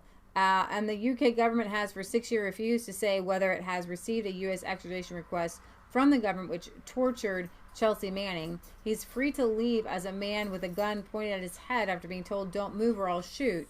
Serious charges have been laid against him, and we want him to face justice for those charges, but we are a country of due process, Hunt said of Assange. At any time he wants to, he is free to walk out. Hunt didn't specify what those serious charges are, which is weird because as far as the public record goes, there are no serious charges against Julian Assange. The only charges against him are by Hillary Clinton.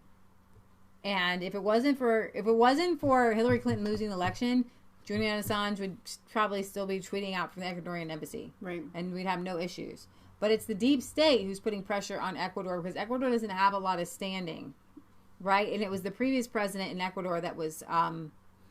Ecuador is pretty small. Yeah. They don't have a lot of power in this world. They have Assange. They have an embassy in the UK. Lots of countries do. And it just so happens here's the thing. 90% of crimes in the UK do not go prosecuted. But Julian Assange has serious crimes we need to prosecute. The closest thing to a charge on the record is a warrant for an alleged bail violation, which was absurdly filed a full 12 days after he applied for asylum in the Ecuadorian embassy. And any charge arising therefrom would not be serious by any stretch of the imagination.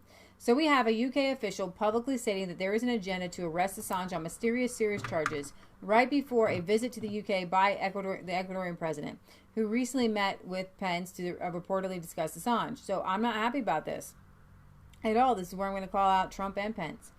So the editor-in-chief of RT, we told you that. Let me read a comment from Kate on Facebook Live. Okay. She says, Julian had every right to ask Ecuador for protection. That is not an offense. The UK is trying to find any excuse to jail and torture him incarcerated for good. Right. So the above report that UK and Ecuador are preparing to turn Assange over to the UK appear to be true. Committed journalist Glenn Greenwald on Simonia's statement, the RT vice president. Big question is whether the U.S. will indict him and seek his extradition. I will be part of any protests or anything in the United States if he comes here. Like, free Julian Assange, I'm going to make the signs, I'm going to do the thing. I will do the thing. Fortunate thing. I'm not going to call out Mike Pence one way or the other. I don't obviously get behind him as passionately as we do Trump, right? because I don't feel that way about him. But when it comes to Julian Assange, they need a fall guy for the Russia story. Right? So if you're going to say, it's like sometimes when you have a lawyer that's for the defense, the best way to win that defense is to pinpoint something. Who else did it?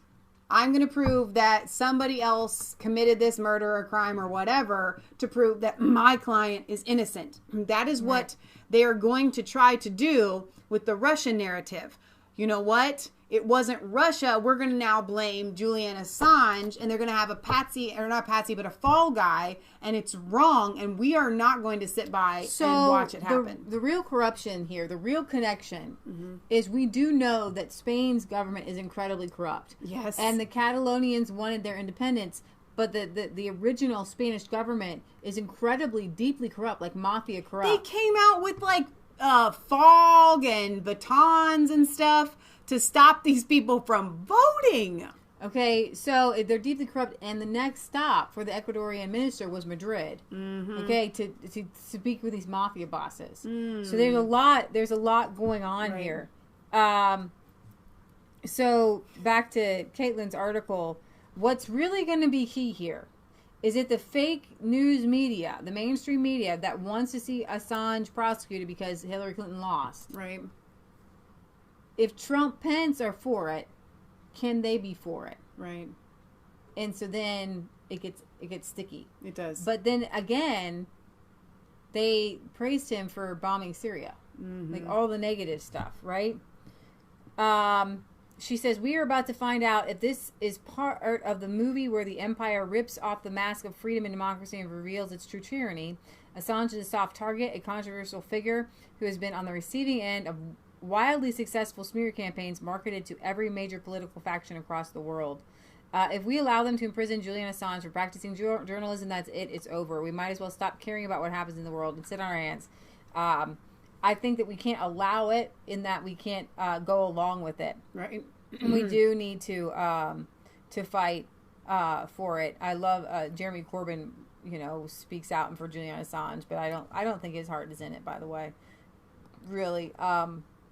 So The Intercept, this Glenn Greenwald guy, he has been on Tucker Carlson, and he's totally lefty, but and the lefties were upset that he went on Tucker Carlson and is to talk about Julian Assange and stuff like that.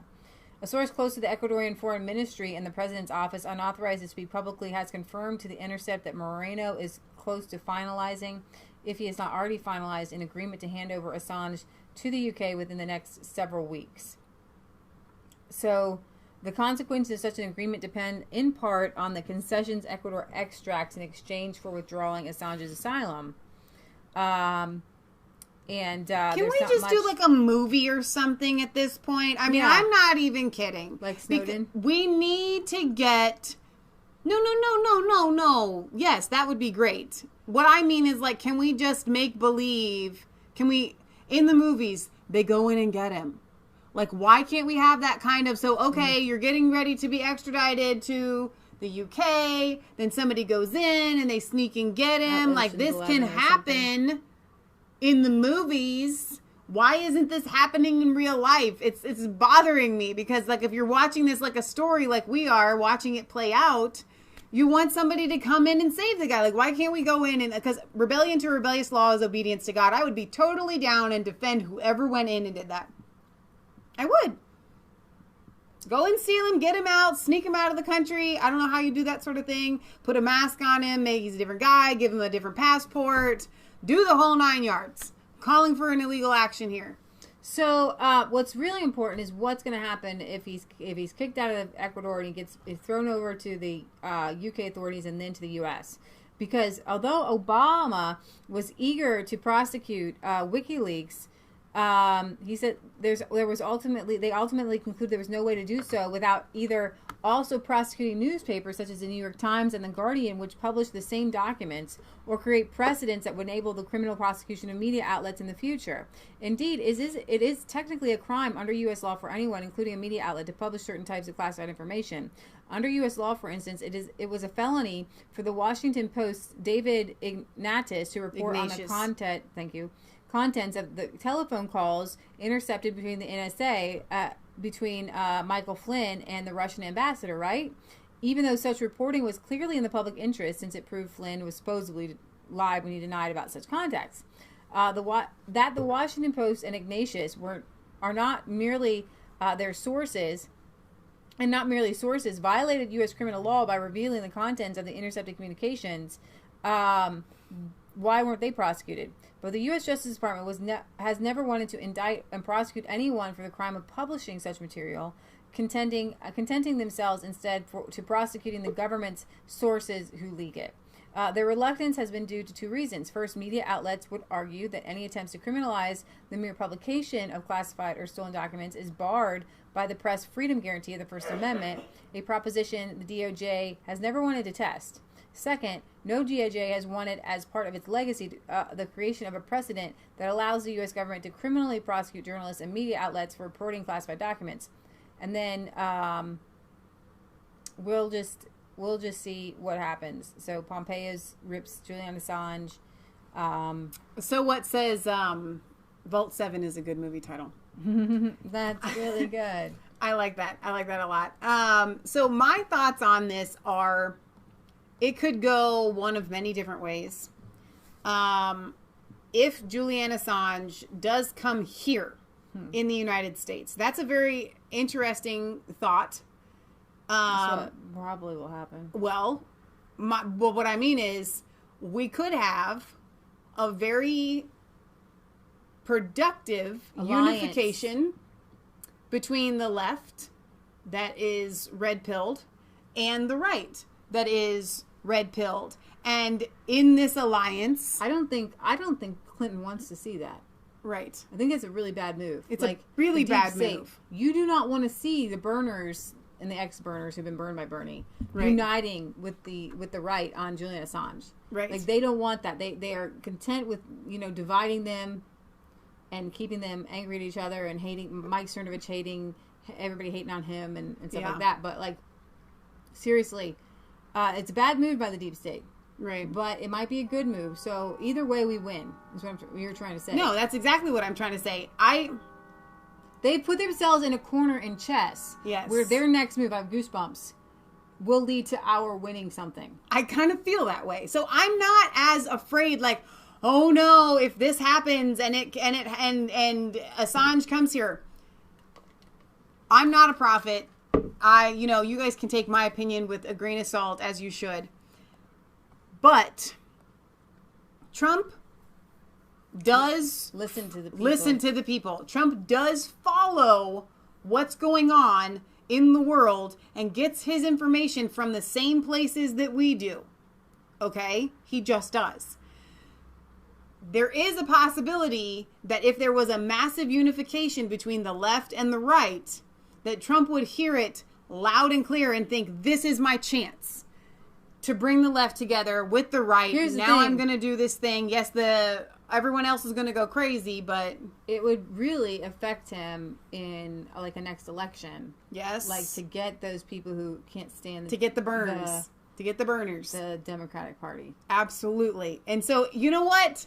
If you follow Q, and my mom does, I do not, but she does. If something comes out in Q, you guys can let me know. My mom can let me know. I would think that Q should predict that this is a chess move that may be strategic. That, they always say Trump is 10 steps ahead in the chess game. I don't think that he is, but I do think he's a little bit ahead. And this could be one of those thoughts. Chris Holman had said, Vault 7, I don't get it.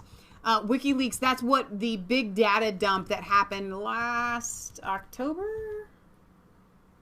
When was it? The big data dump. It was, I want to say, the Vault 7 data dump that WikiLeaks released. They kept saying it's going to be Vault 7, and they have released several data dumps, but Vault 7 was one of the bigger anticipated ones that was released. So let me see. Somebody in the chat had said that they feel that Assange is already gone. A storm bear says that they say Michel Assange has already been taken out. His cat has not been seen at the window. On a rainy night last year, men came to the embassy and shoved a person into a black car and drove off. I don't know. It could be. It could be like a movie. I don't know. Maybe he's not even there, but I think that he wouldn't be talked about as a bargaining chip if they didn't have him somewhere and have his hands, have their hands on him. So I think that wraps us up. What's the song we sang last night? It was a song. Levee. Yeah. Stream. River.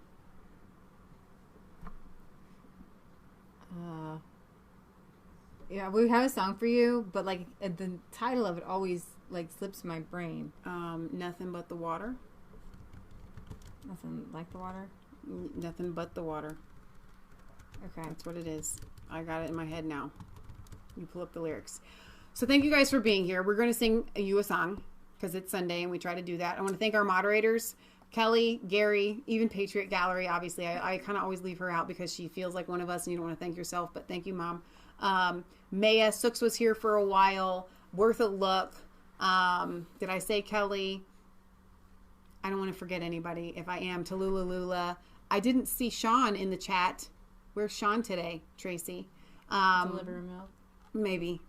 Could be. All right, you guys. I actually had a dream with Maia in it last night that she lived in Canada. Huh. Canada. I know. Maia going to Canada. All right, so we will be back. I'll sign all off that. We'll sing our song first. Okay. I have seen what man can do when the evil is inside of you. Many are the weak and the strong are few, but with the water we'll start anew. Won't you take me down to the levee? Take me down to the stream. Take me down to the water. We're gonna wash our souls clean. Take me down to the river. Take me down to the lake. Yes, we'll all go together. We're gonna do it for the good Lord's sake. I have fallen so many times for the devil's sweet cunning rise, and this old world has brought me pain, but there's hope for me again. Won't you take me down to the levee? Take me down to the stream. Take me down to the water. We're gonna wash our souls clean. Take me down to the river. Take me down to the lake. Yes, we'll all go together. We're gonna do it for the good Lord's sake. Try my hand at the Bible. Try my hand at prayer. But there's nothing like the water that's gonna bring my soul to bear. You want to sing that again? We can. I think we should sing it again. It's a short song. I have seen what man can do when the evil and the deep state lives inside of you. Many are the weak and the strong are few, but you're here today. But with the water, we'll start anew. Won't you take me down to the levee? Take me down to the stream. Take me down to the water. We're gonna wash our souls clean. Take me down to the river. Take me down to the lake. Yes, we'll all go together. We're gonna do it for the good Lord's sake. I have fallen so many times for the devil's sweet cunning lies. This old world has brought me pain, but with the water, there's hope again. Won't you take me down to the levee? Take me down to the stream. Take me down to the water. We're gonna wash our souls clean. Take me down to the river. Take me down to the lake. Yes, we'll all go together. We're gonna do it for the good Lord's sake. Tried my hand at the Bible, tried my hand at prayer, but there's nothing like the water that's gonna bring my soul to bear. Amen. Hot dog. So we do have some other requests. I know I Can Only Imagine is one that's up there. That's a good song. We could throw that one in there. Chris Holman still wants Reckless Love. Leah is not quite sure that that's in our range that we can sing. So we'll have to see about that one. We actually did try to practice that. We couldn't quite get it to sound Flow okay. right. Yeah. So thank you guys for being here on this Sunday. We will be back Friday at 6 p.m. Eastern Standard Time. I'm going to guess we're going to go live this week sometime, but not tomorrow. So Kansas hasn't really, we discussed this last night. But you don't have a commitment. I have a commitment. I have a commitment. Okay? I'm excited to announce. Oh, boy. A new segment. Oh, my gosh. So, y'all been wondering where Kansas been at, right? He been down his little basement trying his hand at the Bible. And I'm just kidding. The guy, you got to see his Bible, right? What he has done. You have to see his Bible. Is he has cross-referenced every scripture in the Bible. Seriously, every scripture. Every scripture on, the heavy hand of the Lord, or God removing heavy burdens, or God being the great physician. He showed me his list on the great physician. Right. So I have asked him if he would, and he's been reluctant to come on because here's the thing.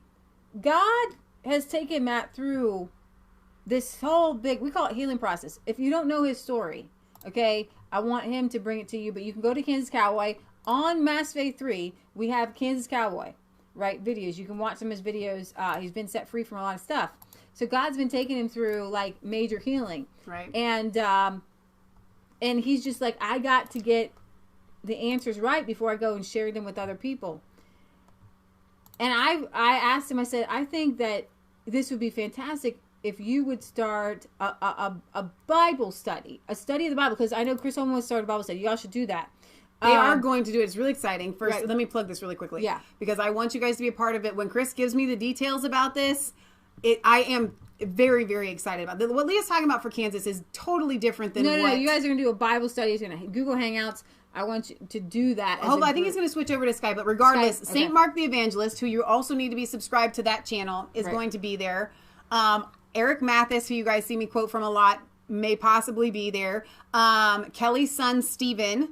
I think that Stevie Crockett outdoor handle there is going to be there, and it's going to be awesome. I will be definitely tuning in to that Bible study. So when you say Bible study, you mean a study of things that God is showing Kansas specifically. Well, more on so example. Totally different. So all when Chris gives me that information, I'm going to give that to you guys. And how they can apply to your life today. Right. And I think we're going to cross collaborate here. Because I know you guys are hungry spiritually for the next level. A lot of you guys want to go deep. Okay, great, Leah, Michelle, you bring us this information. Right. And some people don't want to go deep, right? Some people don't necessarily want all the scriptures that apply. But the one thing that I want all churches to start doing, and what they used to do in the Revolution, during the American Revolution, is their whole scriptures and their whole sermons were based on what's happening today. So there would be sermons on Donald Trump. There would be sermons on the deep state. There would be sermons on applying the Bible to different things. I mean, educating your children and all these different things according to the ways of the Lord. Right. And that's what we're missing. And that's why the church is impotent. And that's why God is using people who aren't necessarily churchified. Right. to bring down the child pedophile networks that Mike Cernovich is doing right now. Right. And the deep state and all this like anti-corruption stuff to bring our country back to a biblical foundation and to bring healing. So if you guys haven't already watched the Kansas Cowboy videos on our YouTube channel, you can scroll down to the playlist. I think I just said that, but go ahead. Oh, say okay. It. And watch Kansas Cowboy videos to get an idea of what Leah's talking about. Right. Here. So we also have a blog, and Mom writes a lot of blogs, and they're really good. And if you want to go down deeper, Isaiah 58 Ministries, blogspot.com. Isaiah 58 is this the fast that we have chosen to loose the blind eyes, to undo the heavy burdens, to proclaim the acceptable year of the Lord? I mean, it's the same thing that Jesus preached when he opened up the scroll and read it from Isaiah. And that is what Resistant Chicks is about, right? Trying to get people set free. Bringing the truth to get people set free. Uncovering corruptions. Opening blind eyes. And we are talking about spiritually, mentally, emotionally. When we see the corruption, when we see children being abused by the female genital mutilation, we want to set those people free. Right. Okay? And that's the gospel. And that's what Christians should always be doing. Yeah. Like, why they're not, I don't understand. You've got Franklin Graham coming to the UK, and you got the whole gay lobby saying, "Hey, don't come here." You know, just craziness. Franklin Graham and his sister Anne Graham are politically active. Oh, yeah. And they do speak out, and I'm proud of them for doing that. I feel the anointing when they do speak on things like that, on issues that are relevant for today. They are ministers in the big scheme of things. Only two off the top of my head that I know that are doing that. Everybody else kind of stays in their little bubble. So the punchline is that we may have more Kansas Cowboys coming at you. Yeah. And I'm really excited about that. And possibly, if we can get him on there, then maybe every once in a while he might be able to do a little shout out on Chris's Bible study. We shall see. You can pray about that. But anyway, I want to show you, since we're on the subject of Kansas, the Kansas Cowboy. Let me switch over here so you guys can see the chicken plucker. Oh, wow. This is the chicken plucker that Kansas built, and we recently processed our chickens. And so I wanted to show you a little bit of what he does here. This, when you're looking at an electric motor, 3rd horsepower on the left, and a 96-inch belt going to a pulley on the bottom that was from a washing machine. The 50-gallon barrel was just a regular food grade 50-gallon barrel. Then the black dots that you see are actually fingers inside with ribs. If you've ever tried to pluck a chicken, it takes like 45 minutes, man, unless you're really good. Mm-hmm. It takes a while. Actually, I think if you get the scald right, hand plucking is probably not that hard. But the chicken plucker makes it go so fast. 60 seconds, you can have a bird like a naked baby. I'm not even kidding. Don't throw babies in here. That's not what I'm saying. Okay. But I put a hose around the top so the water shoots down and it spins at the bottom. The barrel obviously stays stationary, and it worked like a charm. It really, really, really helped us. So Kansas did an excellent job about that. Chris Holman had told me to tell about that, and I think maybe this might be a good time because we don't have enough fun on this show to admit when Michelle is not the almighty Michelle. And I'm going to tell you a story, and then we're going to sign off here. The other day, Leah puts pressure in a good way on things. Time crunch, the roosters were crowing and they needed to be butchered. I really want to butcher on Wednesday. Well, Wednesday came around and it was not going to happen. The chicken plucker was not ready. So Wednesday night, I'm dead tired, working all day. I'm sitting down. I think I was eating. Kansas comes in. He's like, we may have a problem. Like, we were going to butcher on Thursday. The motor, the engine, he was going to recycle from a lawnmower. He's like, it may have died. And I'm like, how can it have died? Right? I mean, like, we can get any engine going. Okay. I will replace the spark plugs. We will clean out the carburetor. We will do whatever we got to do. We're going to get the air filter, whatever. We're going to get that engine going. Well, how could it be broken? He had worked for like 2 days straight on these brackets to attach the motor to that setup that he had there. So he mounts one bracket and then he mounts the other bracket. And he comes out and he shows me this engine. And it's got like, this is the bottom of a lawnmower, so it's flipped upside down. There's a shaft that comes out of it. And there's this plate. It's aluminum. Looks like steel, but it's aluminum. It's hard. And it's got like a little crack on it. Okay, it's about that wide. And he's like, look at that. And I was like, okay. He's like, seriously? I'm like, oh, well, I mean, won't it still run? He's like, that's the engine, Michelle. It goes into the engine. Like, there's a hole in it. And I'm like, but it doesn't look that bad. It just looks cosmetic and superficial. And he's like, are you pulling my leg right now? He literally says, are you playing dumb? Like, is this a joke? Am I on camera here? Like, Michelle, seriously, because I'm the go-to man guy here at God's Little Acre before Kansas gets here. I know stuff. I can fix things. I could have fixed, if it wasn't running, I could get it running. He's like, Michelle, seriously. And I was like, I don't understand why it looks just like a hole. What's the problem here? Okay. And I'm like, if you really want it fixed, I mean, I understand like aluminum welding isn't an option, but I don't see the problem. And he's like, Michelle, there's oil in there. And I was like, okay. And I'm thinking just kind of like oil to moisten things, right? To keep it lubed up and whatever. And he's like, there's oil in there. And I'm like, can you speak English to me? And he said, if Peaches, that's our Jeep. If Peaches had a hole in the oil pan and it was just dripping out everywhere as you're running down the road, would you still be able to drive her? And I was like, well, no. And he's like, the engine holds oil. And I was like, there's oil in there? Like a lot of it? Like it holds oil? And he's like, are you kidding me right now? Is this a joke? Am I being punked? He literally thinks I'm giving him a hard time, like I'm being facetious. And he's like, Michelle, it has to have the oil in it. And I was like, well, you learn something new every day. So if you're in the chat and you didn't know that the engine has to hold oil. If you poke a hole in your engine, probably shouldn't use it. Now you know. And even the amazing Michelle, there are things that I don't know, but I do now. It's okay, buddy. He literally says to me, Michelle, when you put the oil in your car, where do you think all that oil goes? And I said, I don't know, just everywhere. I just thought it just kind of went everywhere. And he's like, no, nope. And I'm still walking away, and he's like, are you really kidding me? That's funny. But so what we ended up doing is I said, you've made the pulley bigger. Maybe it's revamped because we had already created one. I'm glad we did the electric because we could just flip it on and off with a switch. And it was really well. So God was behind that 40 birds one day, man. Yes. Bada bing, bada boom all day long. I had not felt that way the next day in a long time. Like my right leg was like I was trying to move it, like it got stuck on me. Like the physicalness that I went through butchering those chickens, I didn't realize it until the next day that like I couldn't move. That's terrible. I know. I haven't felt like that in a long time. You're good now. Ben, you need to go to Uncle Jack's Pilates class to loosen up. I think that's how I actually stay okay. Because my back used to kind of go out, but I take Uncle Jack to Pilates 2 days a week. And I do the exercises while, and I think that's how I'm. All right, guys, we love you. God loves you. God bless. Have a good week. We will see you back here Friday at some point. Yes. Mike Skidmore, I'm guessing Michelle is a good cook. I am a good cook. Leah is I don't want to say a better cook. She's a better baker. I just do it more, but Michelle does things like she runs electric. She fixes things. Like when she says she can fix things, she fixes everything. Like she's a genius.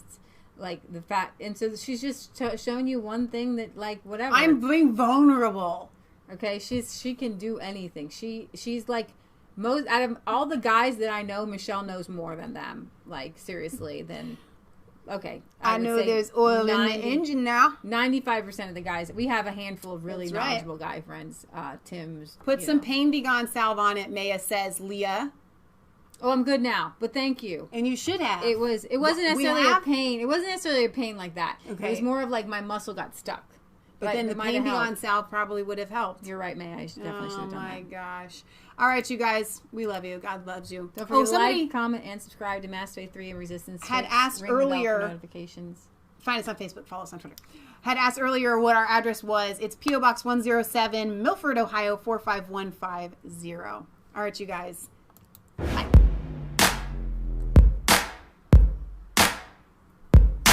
I was cold.